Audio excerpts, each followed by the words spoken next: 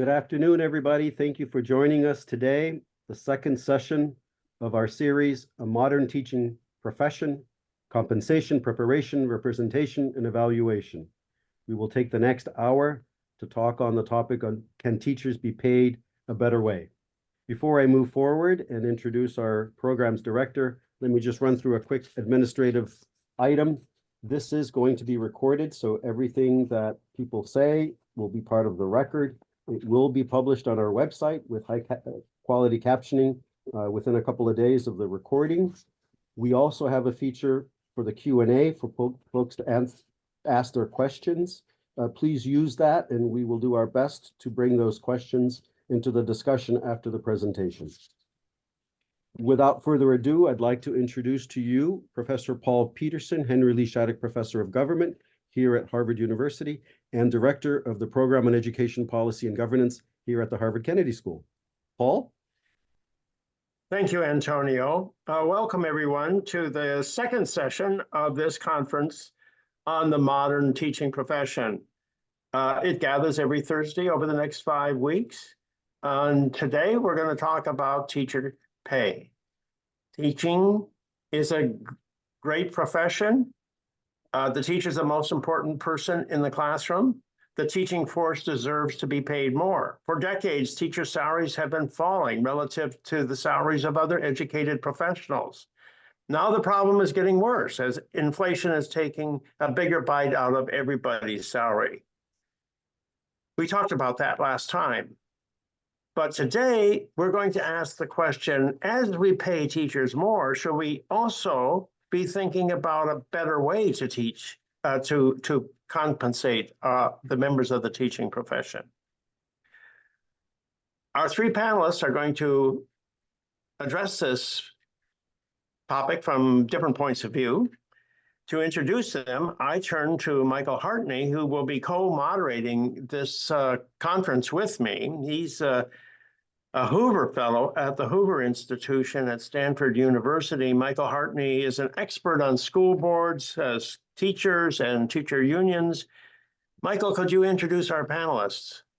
Thank you. Sure, Paul. So first today, we'll hear from Andrew Johnston, who's an assistant professor of economics at UC Merced, who's published widely in labor economics with much of that research focused on teacher labor markets.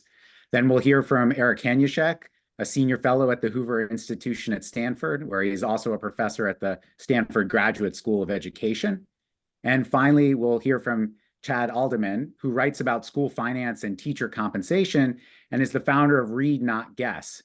Previously, he was a senior associate partner at Bellwether and the founding editor of teacherpensions.org. So with that, we'll turn it over to Andrew.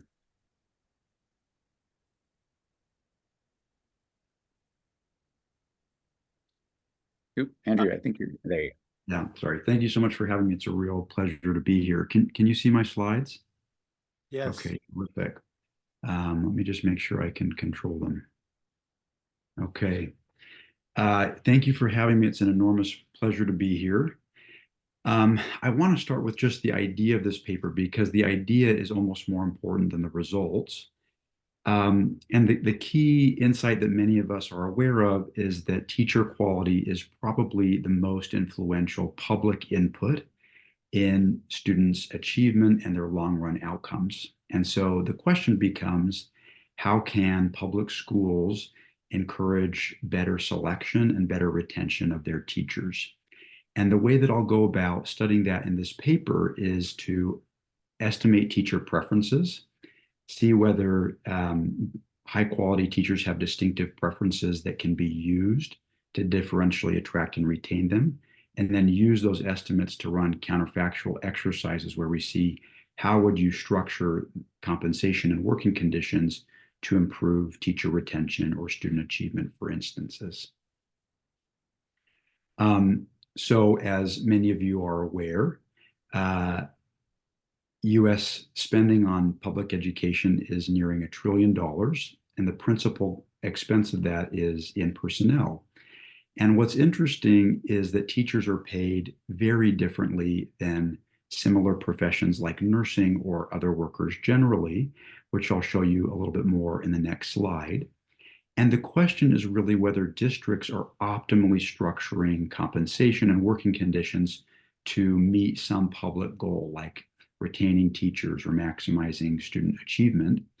And because there's not a natural market test in public schools, it's not clear that districts will select an optimum unguided.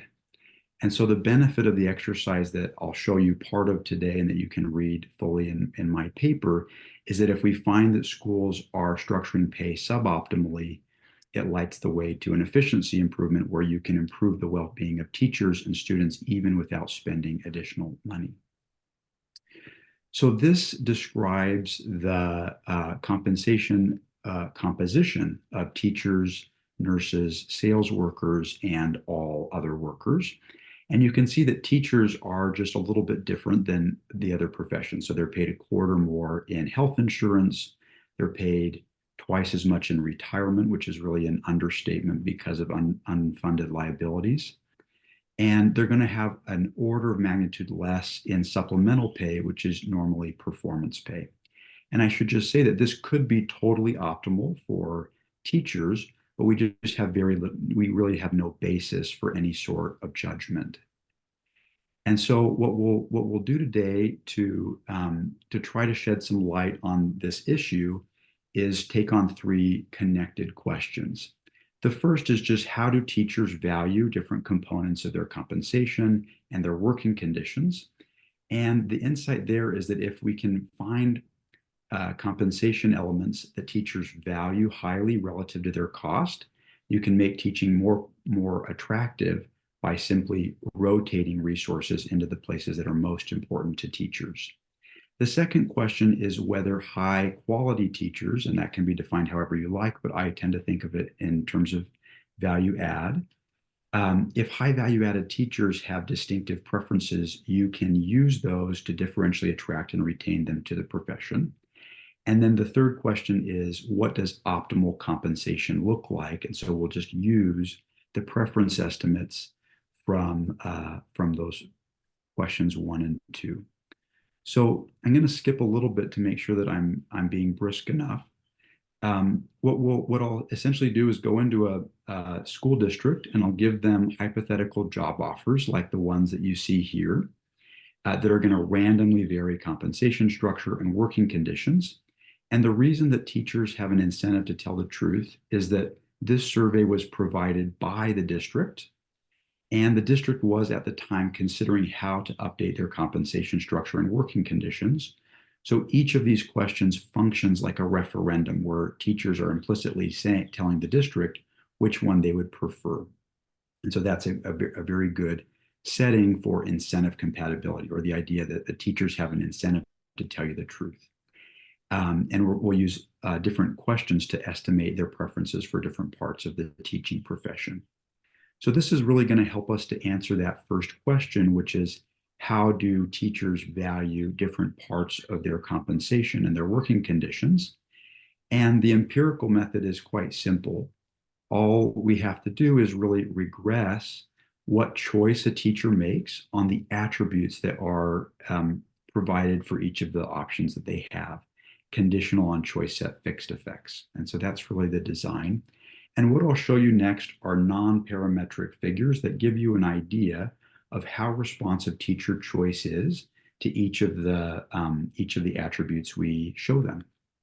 So here are the results from the teacher compensation questions, and the open circle is always the omitted category. So what you see here is that there are big increases every time I increase starting salary. So an increase of $33,000 in starting salary will increase a teacher's odd of picking that option by about 25 percentage points. There's also big increases in choice in salary growth.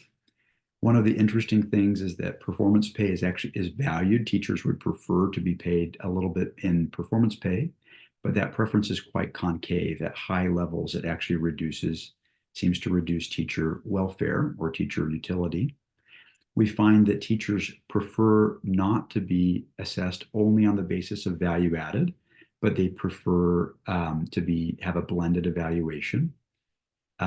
We see that they prefer higher replacement rates of their pensions or their retirement in general, and that they prefer a 401k style plan to a traditional pension, potentially because they're not subject to political risk and they're more portable. And then they value lower insurance premiums. These are the results from the second deck about working conditions, where these are normalized so that they're directly comparable in magnitude to the previous figure.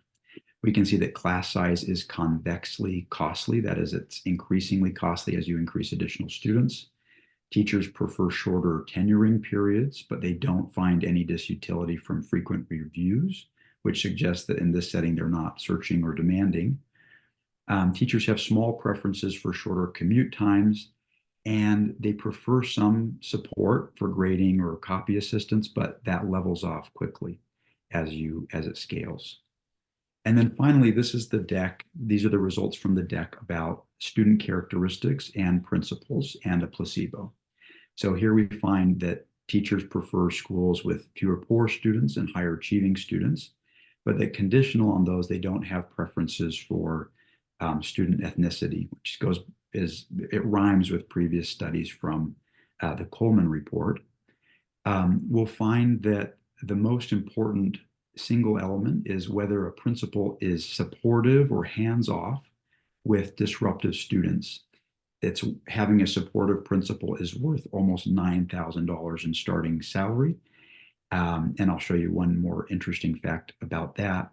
And then I varied whether the school bus was blue or not, which is a sort of placebo. They shouldn't respond to things that don't affect their utility, and they don't. So one interesting thing about this principal support, and it's a little bit aside of compensation in general, but having a supportive principal who's supportive with disruptive students erases the disutility of low achieving and high poverty schools. So that's just a really important fact for to know. So what these allow us to do is calculate the willingness to pay of each attribute, and we can compare the willingness to pay by teachers to the cost of provision by districts. And we will find that, for instance, teachers don't value reductions in class size nearly as costly as they are to the district. So that's going to provide a way, sort of a pointer that probably if you were trying to maximize teacher welfare, you would actually have larger classes and you would redistribute the cost of that to other things that teachers care about. Okay, so the second, I need to speed up a little bit, but we basically find, I thought that great teachers might have distinctive preferences in all sorts of ways. It turns out they only have one distinctive preference, which is that they have stronger preferences for performance pay. So in every other element, high value added and high, teachers assessed by their principals to be very good have the exact same preferences, except that high value added teachers and high Danielson score teachers have a distinctive preference for performance pay. So that's an opportunity to differentially attract and retain great instructors. So the last part of the paper is to try to understand what these preference estimates mean for how schools should structure their compensation to meet various public goals. So we're going to consider three public goals, or three possible goals that a union or a school board or a principal might have.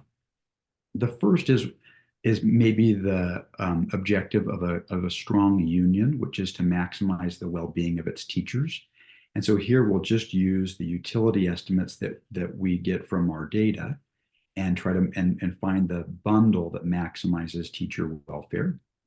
The second is we'll try to find what compensation structure maximizes the retention of teachers, what will be the average, how do you maximize the average experience profile of the teacher? And then the third is probably the one that we mostly think about, which is how do you structure compensation to maximize student achievement. And it's important to say, and this will be a function of class size, of teacher experience, and of performance pay, where performance pay can affect effort and also the selection of who is retained. And it's kind of useful to just see that teacher welfare will affect teacher retention. If you're happier, you stay. And teacher retention is going to affect the experience distribution, so that will affect teacher student achievement. So they're sort of nested problems. So this is my last slide, and it basically compares the status quo, what the schools actually do, to what we calculate as the teacher utility optimal bundle, the teacher retention optimal bundle, and the student achievement optimal bundle. So at present, teachers are paid $50,000 in starting pay. That goes up by about 2% per year. Teachers receive no performance pay whatever. The typical class size is 29 students, and teachers receive about 69% of their final average salary in retirement payment. And then we're just going to filter this bundle through our teacher utility function that we calculated. So this is equivalent to $79,000 in utility to the teacher. The average teacher experience will be 9.03 years. And the predicted student achievement gains per year will be 0.09 standard deviations. So everything that in these other bundles should be compared to what the status quo does. What we see is that the compensation structure that maximizes teacher utility is going to front load pay, so that it's a very high starting salary with no growth. They actually prefer some performance pay. These increases are going to come partially at the expense of higher classes. I'm going to constrain class size increases so they don't go to their optimal, which would be 44. And then schools are going to move to a defined contributions plan, which is preferred by teachers and less costly to districts. The teacher retention optimal bundle is going to be very similar, but it's going to increase the growth rate to improve retention rates for teachers that already have a stock of experience. And the student achievement bundle is going to place more emphasis on performance pay, because that's going to drive more effort effects and more selection effects by high value added teachers. So that is the conclusion of my presentation today, and I'm very much looking forward to the discussions. Thank you very much. Great, thank you, Andrew. Now we'll turn things over to Rick Hanushek.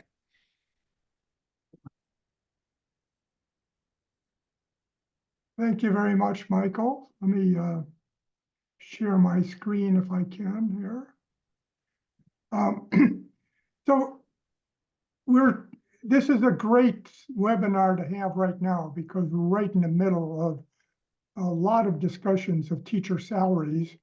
I think it's something like 14 states I saw an account that are considering overall salary increases. And the amazing thing about all of the salary discussions is how it treats all teachers as equivalent, as substitutable. All teachers are widgets. Therefore, we have to, in order to retain more teachers and to compete with the outside world, we have to raise all teacher salaries. This is, of course, something that is far from what economists would ever suggest. I want to start by just indicating that one of the books that I have in my library here is a book called Teacher Shortages and Teacher Salaries, and by Kershaw and McKean. And it goes through what is part of the current discussion. It talks about, what do we do when we have a shortage of math and science teachers? Today, we've expanded that to not only math and science teachers, but also to include foreign language teachers, special ed teachers. And Their simple answer is that you have to pay, where you have shortages, you should pay more. Where you don't have shortages, you shouldn't pay more. Now, the only other thing that I wanted to point out and why I bring that book up in this current discussion is that it has a 1962 copyright. This is not a new topic that has ever been, that has just appeared. And what I want to do today is to talk about some of the issues there. There are two things that often are said about teacher salaries. One is, well, teachers are somewhat different. They don't respond to incentives, and so we don't have to worry so much about teacher incentives. We will worry about other things. As Andrew says, maybe we want to just make all teachers happier and not worry about incentives. The second thing that's always said is, well, you can't change what we have now. This is immutable. And so what I want to do is talk about both of those issues.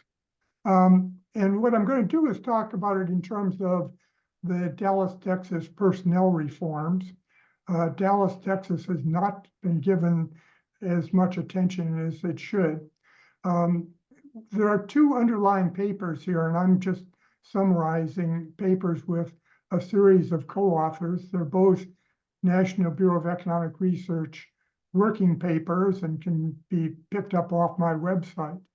One is Attracting and Retaining Highly Effective Educators in Hard-to-Staff Schools, and the other by a slightly different set of authors is The Effects of Comprehensive Educator Evaluation and Pay Reform on Achievement. Both of these address the issues that I discussed before. And so let me just quickly go through them and open this up for discussion, since I think it is at the heart of what we want to talk about in the whole webinar. Dallas introduced some very comprehensive personnel reforms in the 2012-13 school year. They introduced the Principal Excellence Initiative, which spent a lot of time considering how do you evaluate and reward and place principals around the Dallas School District. The Dallas School District, of course, is the second largest in Texas and is a vast district that has been underperforming the entire state up until now. And 2 years after the Principal Excellence Initiative, they introduced the Teacher Excellence Initiative, which had the same overall structure, a serious and well thought through evaluation system, rewards based upon that evaluation system, and placements in part based upon the effectiveness of teachers. Now, the evaluation system is important, and I think maybe Chad or others will talk a bit about this. They had, for teachers, supervisor observations. They used student achievement if it was available, but for most teachers, you cannot estimate value-added scores that Andrew talked about because you simply don't have the data. We only test all students in grades 3 through 8 and sometimes in secondary school.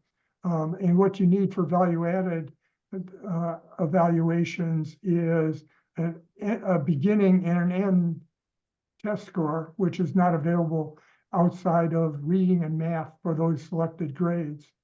And then, interestingly, they also included information on student or family survey responses about teacher effectiveness. Now, what they did was to rate all the teachers in the district on this overall evaluation system, and then base pay on their evaluation, which was pretty closely related to the effectiveness of teachers in the classroom. Then finally, the thing that I'll talk about is they provided incentives to go to hard-to-staff schools that were linked to the prior evaluation scores of teachers, their prior observed effectiveness in schools. So the combination of this really tests the ideas that Kershaw and McKean had in 1962. So if we try to evaluate the overall personnel reforms, there's a problem, of course, because the reforms applied to the entire district. So it's hard to know what would have happened in the absence of these reforms, which is what you would like in general to know for an evaluation. What we did was use what's called synthetic control methods. We constructed hypothetical districts based upon the characteristics of other districts in Texas. It turns out that you can base it on a variety of other district schools or districts without changing the results very much. What we did was take schools in the 20th largest high poverty district and tried to emulate the performance of Dallas schools over the period before any evaluations were changed. So we created this hypothetical district that would match Texas. And here's what you get. This is going back to 2004. We matched schools in Dallas to schools in other high poverty districts. And the blue dots and lines give you the performance of the Dallas schools, average performance. And it's measured, the left-hand scale has 0 at the very top, and it goes to -1 standard deviation, -2, -3. Dallas was, in fact, performing much below the state average in the prior years. And then we see that we introduced the teacher incentive, effectiveness incentives in the 2015 school year. What you see is that the red synthetic controls just match what was going on in Dallas. They reflect changes in the overall populations of districts and policies from Texas. And then this evaluation comes in, and what you see is that immediately Dallas diverges from the synthetic control groups. And within 4 years, the average score in Dallas is approaching the average score in all of Texas. And it's widely better than the control group. Secondly, what they did was develop the ACE program, Accelerating Campus Excellence, which took the most disadvantaged schools in Dallas and tried to provide incentives for very effective principals and teachers to go to the most disadvantaged schools. The first version of this, ACE-1, started in 2016 and was based upon where the schools were in 2014, took the worst districts, and we look at elementary schools, one of whom cheated on the test, so we drop them out. It actually doesn't make any difference if you drop them. And we then look at what happens over time. All of them stayed in this incentive program until 2019, when 3 of the 4 were dropped out. And I'll come back to that in a second. There was a very similar version, ACE-2, that started in 2018 and included 5 elementary schools. So what are the key elements? Teachers were given a $2,000 signing bonus. And then they got annual stipends of $13,000, actually much above what Andrew looked at. And then they got effectiveness bonuses in their salaries based upon how good they were evaluated previously. So the best teachers at the bottom, the distinguished teachers, got $10,000 a year extra to go to the worst schools. Here's the quick answer. Do teachers respond to incentives? The blue bars in this diagram sort of show teachers in different effectiveness categories according to their rating system. The left is unsatisfactory and the right is exemplary. And what you see is that before the program started, the majority of teachers in these ACE schools were below average. And then the year after it comes into effect, you see that all of a sudden, high quality teachers want to go to the worst schools in Dallas. In the control districts, you see no change between 2015 and 2016. It wasn't overall district policies, it was the particular ACE policy. The same for ACE2. The picture is the same. The right change says good teachers are happy to go to the worst schools if they're compensated. Here's the answers. Now, there's a little slightly complicated graph, but it gives performance of schools over the 2012 to 2019 period. The dark black circles in the lines are the ACE1 schools. And what you see is that they were brought into this program in the 2015 school year.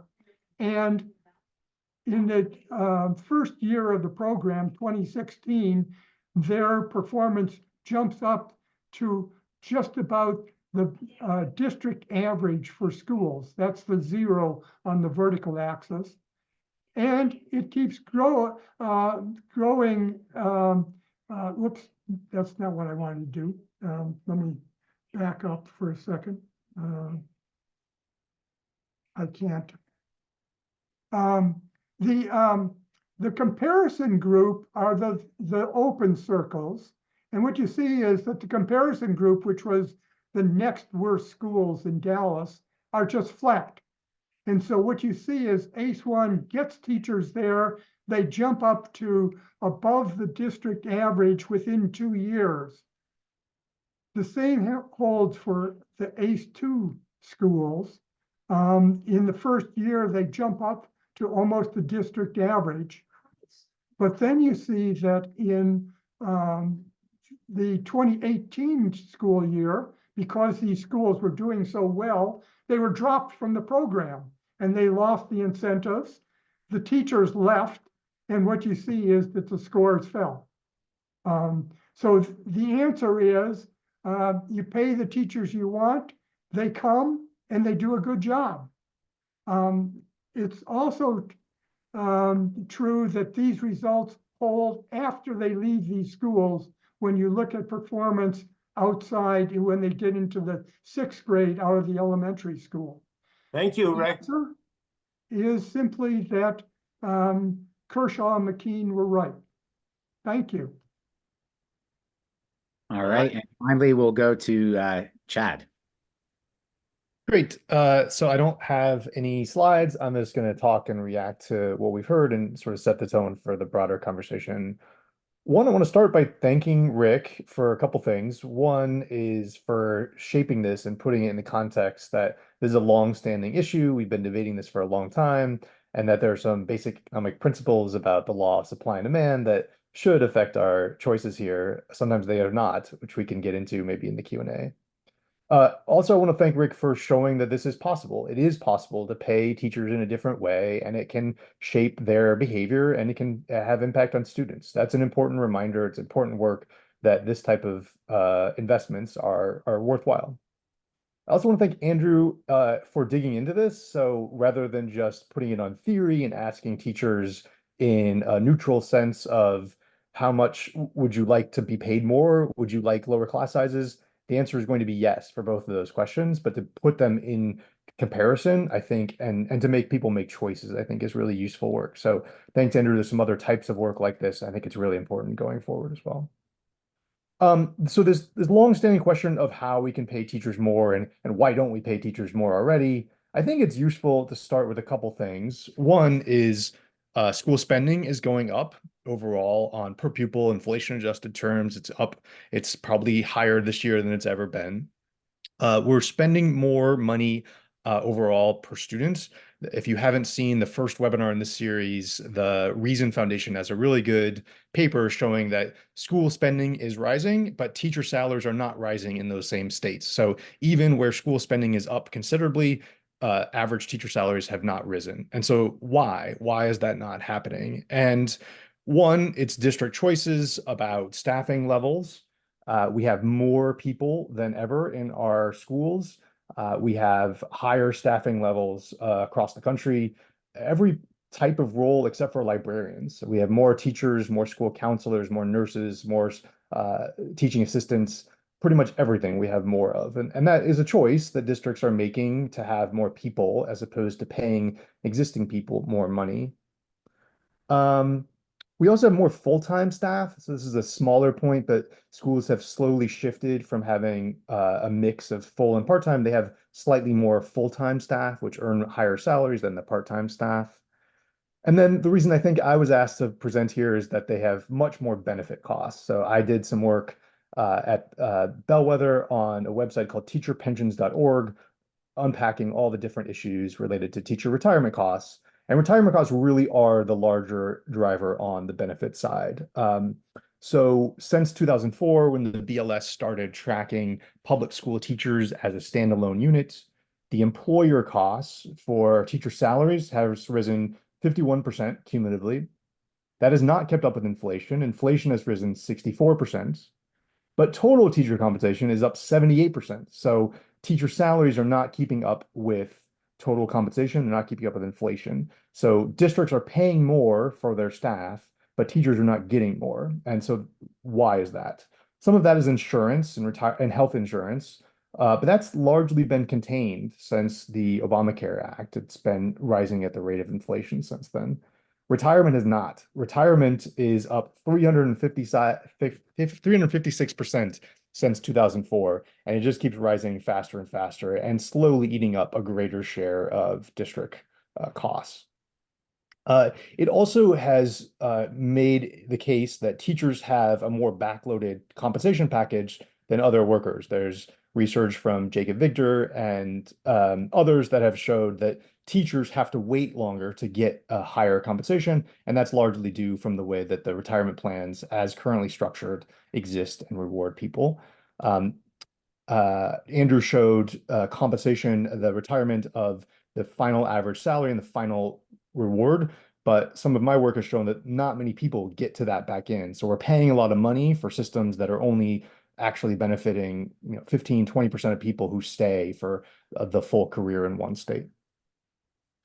The other thing is that states are in charge of the retirement plans for most places. And so the states are essentially paying either they're paying out of their own pockets, out of their budget, and making a conscious decision to keep paying into the retirement plans, or they're levying a tax based on labor back to districts, and they're making districts pay more money. Either way, it's coming out of the total costs of education dollars. And oftentimes retirement costs are not seen in the same way as education spending, but they are coming out of budgets, whether that's the state budget or the district budget. So the district, we focus mostly on the district here. I want to end with a note on districts and what they can do.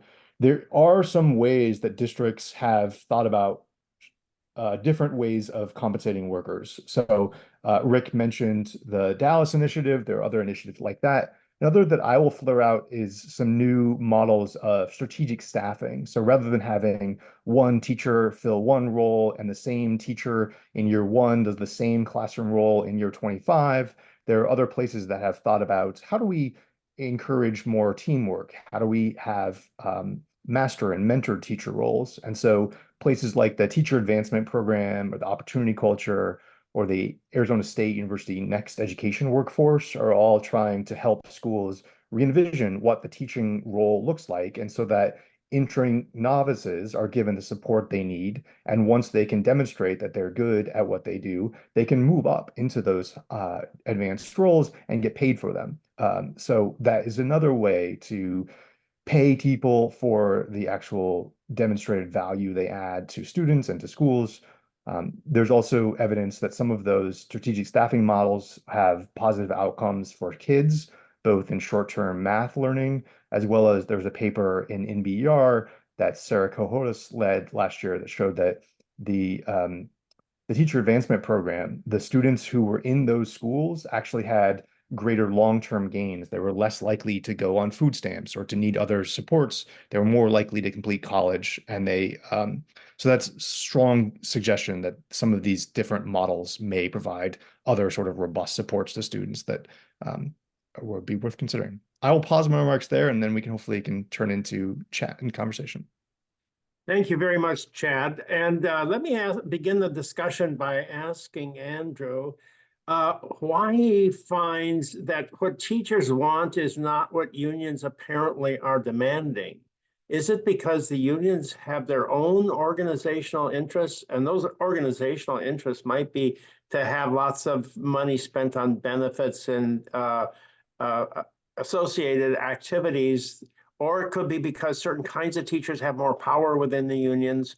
Or is it perhaps that your survey doesn't really capture how teachers really think behaviorally on the ground, that, you know, they may answer questions one way and real life is something different? So how would you respond to that? That's a great question. So the truth is that we think anonymous surveys are sort of the most truthful venues for getting something off your chest, and that what you tell other people in your organization are actually probably filtered by social expectations. So I think that the survey is actually a better way of knowing what teachers want than what unions do. Why unions don't seem to align with what teachers prefer, I think that there are a number of explanations. One is that unions actually have different incentives. So the typical model is that they're trying to maximize total dues. So the labor force times the average wage. So that it makes sense of why class size has been a big push for unions. It's also true that unions tend to be led by much older teachers. And so the fact that there are much bigger investments in health insurance and retirement seems to be potentially, I mean, it's not in my study, but it's potentially a product of who is at the table representing the body of teachers. I don't know if I covered all your questions, but that was what I remembered.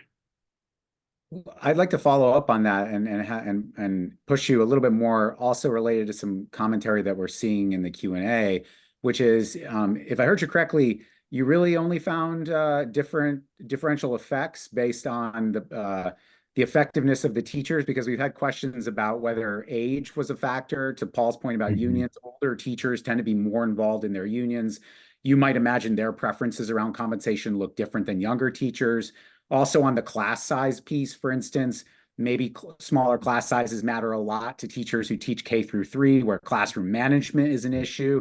So did you really find no heterogeneous effects across any of these demographic traits? Or there were heterogeneous effects for race, for experience bins, for sex, by elementary school. You're right that elementary school teachers have a stronger preference for smaller class sizes. I don't have them all on call in my head right now, but the differences are actually pretty minor. They're statistically significant, but it's not like they're totally different. And it is true that older teachers do have stronger preferences for retirement income. So that would be consistent with if union leadership is older and they push their private interests rather than the collective interest. So let me ask Rick a question about one of Andrew's most fascinating findings, which is that a good principal is really more valued than almost anything else. And I know, Rick, you have done studies that have taken a look at the importance of an effective principal. So the question I have for you is, principals now sort of have to go to principal school. You have to get some specialized credits in learning how to be a principal. Is that constricting the school district's capacity to identify the best people for the job? And is it, or are those training programs really excellent ways of finding who is going to make the teachers like their job. Well, starting with the last part of that question, Paul, a large portion of school teachers actually go to education schools to get a master's in education leadership, and they're all prepared for that. It's not that they actually want to be principals, it's that we pay more for master's degrees regardless of what it is, and these are rather cheap master's degrees. I think that they increase the salaries of teachers in general, but they're not proven to be very effective. When we look at the value of principals, a good principal is really important. I spent a long time neglecting to think about leadership, but it really is important. And when you try to look at what makes a good principal, none of the standard characteristics of their degree levels or their amount of experience or what have you pays off. So just as with teachers, you have to make more sophisticated judgments about effectiveness of principals based upon observations of what they're doing and whether they're retaining the right teachers and whether they're getting the most out of their teachers.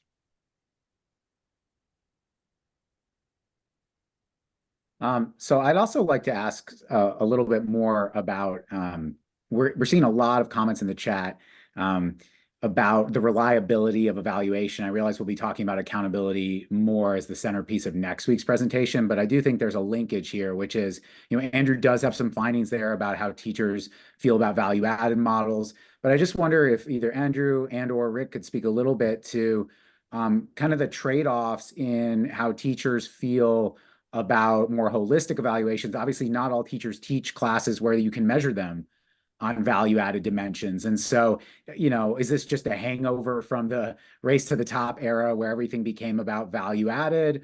Or sort of what lessons can we tease out in terms of thinking about, if we want to do performance pay, how much of it should be hinging on the value-added stuff versus more holistic or observation-based approaches? Well, it turns out that the value-added scores are pretty highly correlated with the outside evaluations of trained evaluators. But, the emphasis on teacher value-added and using test scores that has hit the press and that is used by the unions to argue against all evaluation systems is just, in some sense, a subterfuge. They don't want, the unions don't want evaluations, period. And what we know from Washington, D.C., which started the first serious evaluations, and next week you're going to have Michelle Rhee talk about evaluations in Washington, D.C. It turns out that 80% of the teachers in Washington, D.C. do not have value-added measures. They're all based upon other evaluations, and there are now fairly sophisticated rubrics to observe teachers. In Dallas, they call for something like 6 observations a year of teachers, 1 or 2 of which are unannounced, all of which involve the evaluator's feedback to the teachers. And so the real evaluation system is very different than the public discussions of it. I personally have been heavily involved in estimating value-added models, and I personally do not think that that should be the sole element of an evaluation system. It just doesn't recognize the breadth of what teachers do. So Chad, bringing you into the conversation, I'd like to ask you about Andrew's finding that teachers would like a big starting salary. Now, I don't know if that's the way the question was worded. You might comment on that, but is the really important reform here is let's pay teachers more right from the beginning and not worry about having some sizable salary increases down towards the end of their career? I do think there's evidence that front loading more on salary would be helpful for recruiting and for getting people into the profession. I don't know about Andrew's projections. Like I still have doubts about whether an individual understands salary growth rates and what it actually means. So I don't think they really want 0% salary growth. When I've looked at salaries across the country, the slope of the trajectory of salaries varies quite a bit. So there are some that literally it's just a line. So you get a certain dollar amount every year, year after year. There are others where it's backloaded and it looks like a check mark almost, that it goes up largely due to pension incentives to maximize as you get closer to retirement. There are others that have more front loaded it. So they have a steep increase at the front and then it sort of levels off. And that I think is more tied to what we know about the research on teacher development of have a high starting salary, have early high compensation increases, and then sort of level off unless they take on additional roles and responsibilities, I think is where the research would suggest teacher salary schedule should go, is more like that. Andrew, I wanted to ask a little more about not so much the specifics of the district that you were working with, but one of the things that was interesting was your status quo on the slide that compared what we could move to. I think listed 28 students was the class size. And I note that's a lot higher already than what it looks like around the rest of the country. So if you're switching from 28 to 30, I think the average in the country is something like 20, at least according to the latest NCES data that I saw. So do you think in some ways that if the trade-off were presented like that, it might look a little bit different? And then we had someone asking in the chat wanting more, if you could say more around how you asked the question about a supportive principal, because I think you said something about student behavior. Somebody wanted to know. No, that's a good question. Let me take them in reverse order. So the question was whether so basically we just talked to a lot of educators and people in ed research and just said, what topics do you think are important that we should ask? And this support with the disruptive student came up again and again. And we didn't know exactly what teachers were responding to. So we went back to them and surveyed a subsample and we said, what does it mean to have a principal that's supportive with disruptive students?